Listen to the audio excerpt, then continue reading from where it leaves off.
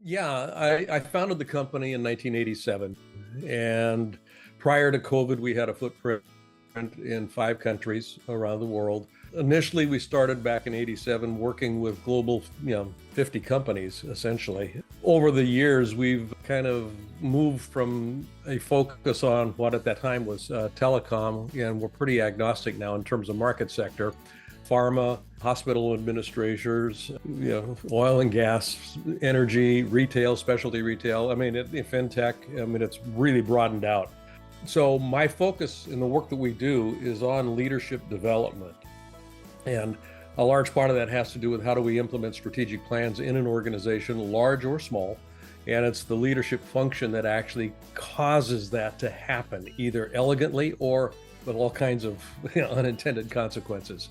So we're really focused on how do we elegantly go about doing our business, as leaders in our life as well as in the businesses that we're a part of.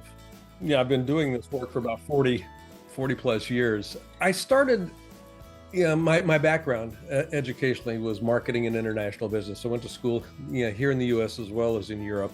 One of the things that I noticed pretty quickly on in my business career was that most organizations that I was associated with, either as an employee, but eventually as a consultant, tended to be relatively toxic to the human spirit.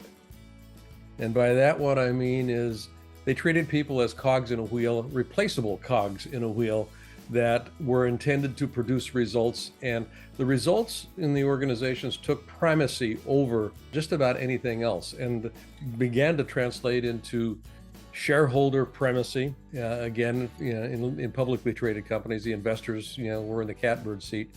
The idea of toxicity, I mean, people would come to work and they would stand around waiting to be told what to do. And if they had a great idea, oftentimes it didn't get moved up because that wasn't their job. Their job was to do what they were asked to do and not to come up with ideas about how to do things better. I mean, and that's a broad generality. But the net of it was that, there wasn't much aliveness in many of these organizations. And I've worked in organizations all over the planet. And, we can look at Gallup's surveys, where Gallup, looks at employee engagement. And this number has not changed in 20 plus years, 25 years that I'm aware of.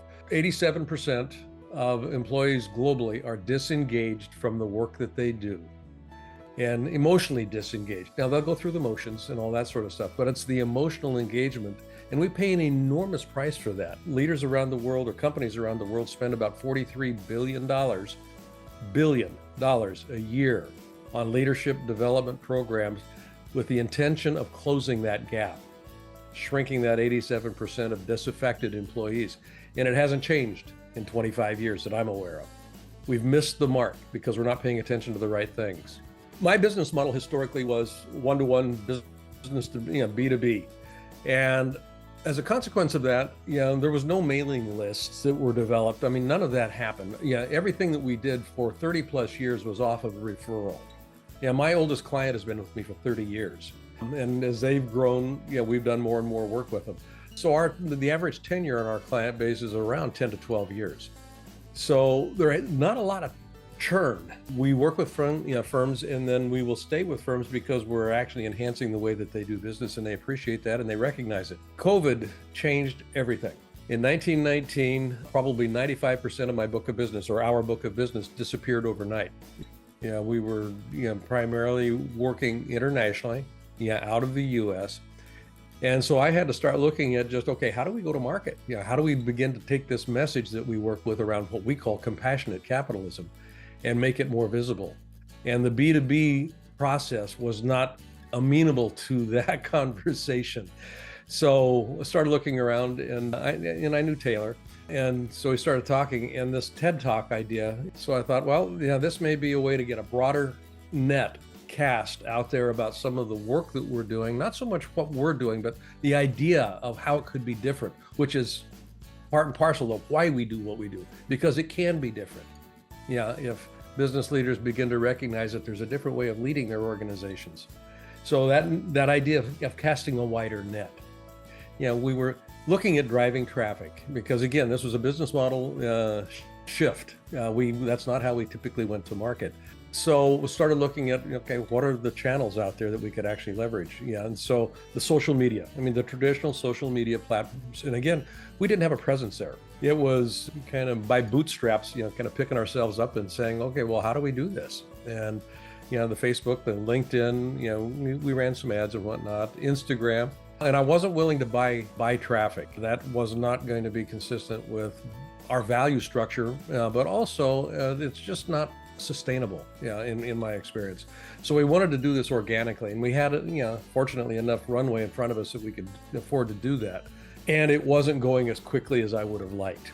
And that was one of the reasons that I started looking, okay, what are some other channels that I haven't considered or that we haven't considered? And that was on a personal recommendation from a very good friend of mine, Adam Markle, who had done a TED Talk and had some very resounding success for it. He just raved about his work with the firm, and he said, you got to try this, because he and I had been talking a little bit about, okay, different marketing ideas. He said, you need to talk to Taylor about this. And I said, well, okay, yeah. And I knew who he was. So I reached out, and one thing kind of led to another, and it was a very seamless process. Now, this was also in the midst of COVID, so things got expanded and extended, and we had to do some retrofitting, if you will. And I ended up doing one virtual talk before we actually got a live talk put in place, which was great. And the company was very, very good about working with me around getting these venues and these engagements put together. But what I did want to take advantage of was the expertise in terms of the TED specific orientation that these talks actually organize around. And this is where, again, working with your firm, made a big difference, because there was some very interesting ideas here and some very interesting ways of positioning that I hadn't thought of, that was very useful. I get inquiries coming in specifically around, again, we call what we do compassionate capitalism. So I will get inquiries, a couple of a week. Okay, what do you mean by this? How does this work? How might I use this in my organization? So, those will come in directly. But also, I've noticed a bump in, and we've repurposed some of the content for our social media channels, and the organic growth that has occurred, being able to use that collateral material has been pretty good. I've been in this business for a long time, 40 plus years, like I said. So personal growth has always been my go-to modality. This is, from a leadership perspective, leadership is an inside-out process. So I'm continuously looking at myself as a way of looking at the results that I have out there. So that being said, when we look at, what happened with my experience in going through the TED Talk, I think part of it had to do with patience. I'm not the most patient person in the world. And these, particularly again with COVID, being patient, because trust the process, I think would be kind of where I would go with this. I really did trust the process. I had enough faith and trust in what I had learned about the company and how it worked, that even though bookings weren't coming immediately, trust the process. This will pan itself out, and just holding that, without getting frustrated, and then transferring that notion into some of the other work that I'm doing. Patience has always been something that I've wrestled with. So it was just another lesson. Yeah, and Robert Heinlein, I think, in the fullness of time, stranger in a strange land. In the fullness of time, everything occurs. So I just gave it time.